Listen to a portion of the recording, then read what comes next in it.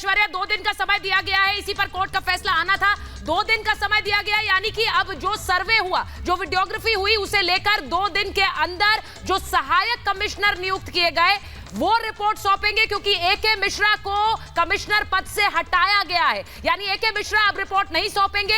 एके मिश्रा की जगह जो 2 सहायक कमिश्नर हैं और विशाल सिंह का नाम खासकर कहा गया, विशाल सिंह अब इस रिपोर्ट को सौंपेंगे।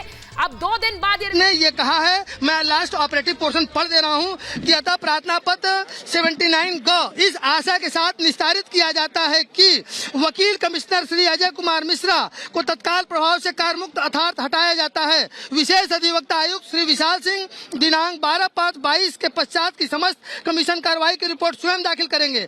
सहायक अधिवक्ता आयुक्त श्री अजय प्रताप सिंह विशेष अधिवक्ता आयुक्त श्री विशाल सिंह को के निर्देशन में कार्य करेंगे। अजय प्रताप सिंह स्वतंत्र रूप से कुछ भी नहीं करेंगे। दिनांक 12/5/22 के पश्चात की समस्त कमीशन कार्रवाई विशेष अधिवक्ता आयुक्त श्री विशाल सिंह के हस्ताक्षर से ही दाखिल होगी। प्रतिवादी संख्या 1 लगाए 3 की ओर से प्रस्तुत प्रार्थना पत्र 80 का प्रस्तुत किया गया है और वादनीगण की ओर से प्रार्थना पत्र 82 का प्रस्तुत किया गया है। इन पर आपत्ति जी पूरे आदेश में जी जो 2 अहम बातें हैं जी 3 अहम बातें हैं उसको एक-एक करके बताइए। देखिए, पहली और सबसे गंभीर बात है कि ऑनरेबल कोर्ट ने कहा कि जो वकील कमिश्नर नियुक्त होते हैं उनका जिम्मेदारी बहुत होती है, उनका पद जो होता है वो लोक सेवक की बात होती है, तो उनको बहुत पारदर्शिता और ईमानदारी से कार्य करना चाहिए। चूंकि मिश्रा जी के जो सहयोगी हैं आरपी सिंह, वो तमाम इंस्ट्रक्शन के बाद भी सूचनाएं मीडिया में लीक कर रहे थे, इसलिए कोर्ट ने बहुत ही सख्त कार्रवाई करते हुए उनको तत्काल प्रभाव से कमीशन पद से हटा दिया है और वो कोई भी कमीशन रिपोर्ट दाखिल नहीं करेंगे। कोर्ट ने ये लायबिलिटी विशाल सिंह के ऊपर शिफ्ट कर दिया है और ये कहा है कि 12 तारीख से लेके जो 3 दिन कमीशन कार्रवाई चाहिए। विशाल सिंह अब एकमात्र व्यक्ति होंगे जो एक संयुक्त रिपोर्ट पेश करेंगे। नहीं, अजय प्रताप सिंह जो हैं उनके मार्गदर्शन में काम करेंगे। विशाल सिंह ही मेन रिपोर्ट दाखिल करेंगे, अजय प्रताप सिंह उनके सहयोगी। और दूसरी चीज, जो डीजीसी सिविल ने जो अभी एप्लीकेशन दिया था, वादी ने जो अभी एप्लीकेशन दिया था, उस पे आपत्ति इनवाइट की है। इसका मतलब सभी प्रतिपक्ष को उसकी कॉपी दी गई है, उस पे आपत्ति आएगी तब उसका डिस्पोजल ऑनरेबल कोर्ट करेगी। ये जो एक खबर थी जिसमें कहा गया था कि 3 अहम चीजों पे बात हो रही थी, अंदर नल था उसको हटाने को लेके, टॉयलेट डीजीसी सिविल के उस एप्लीकेशन पे जो वादी मुकदमा है और जो प्रतिपक्षी हैं सब, और उस पे आपत्ति इनवाइट की। मतलब इस बिंदु पे डीजीसी के एप्लीकेशन पे जिसको जो कुछ कहना है ऑनरेबल कोर्ट को वो कहे और ऑनरेबल कोर्ट देन डिसाइड करेगी कि इस पे क्या करना है। तो कहने के लिए कोई वक्त दिया है?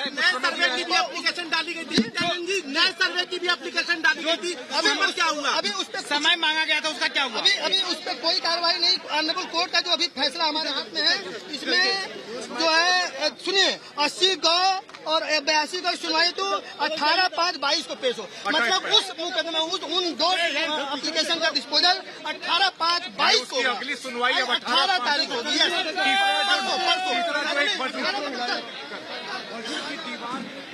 लेके भी एक पिटीशन थी, वो तीसरी पिटीशन थी, उस पे भी आपत्ति इनवाइट हुई, उसका भी डिस्पोजल कल होगा। यानी कि 2 जो पिटीशन हैं जिस पे कल डिस्पोजल होगा और आज एक फैसला आया है जिसमें 2 दिन का समय दिया गया है रिपोर्ट दाखिल करने के लिए।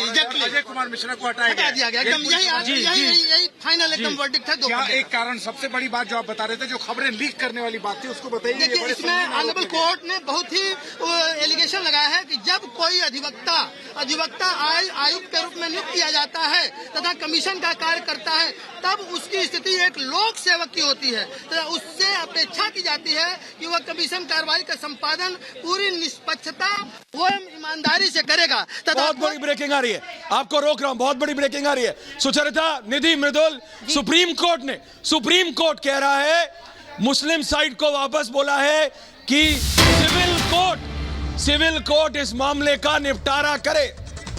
सुप्रीम कोर्ट ने कहा है